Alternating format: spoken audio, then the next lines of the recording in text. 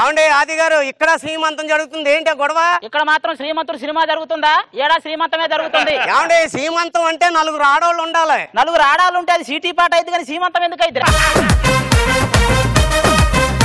నీ కడుపుని చచ్చిపోయిన మా అమ్మ పుడతదా, లేకపోతే బతికున్న మీ అమ్మ పుడతదా? మీకు పుట్టడమే ఎక్కువ, మళ్ళీ రంభ పుడతదా రమ్యకృష్ణ పుడతదా అని చెప్పి లెక్కలు.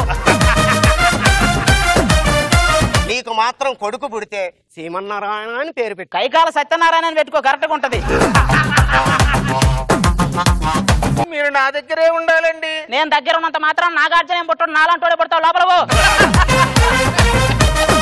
ఏమండి ఈ రోజుల్లో డాక్టర్లు నమ్మకూడదండి. మొన్న మా ఆవిడ కంట్లో నలిసిపడిందంటే 1000 ఖర్చు అయింది. మొన్న మా ఆవిడ గంటలో చీరబడితే షాపింగ్ 10,000 ఖర్చు అయింది. నేను చెప్పుకోవాలి.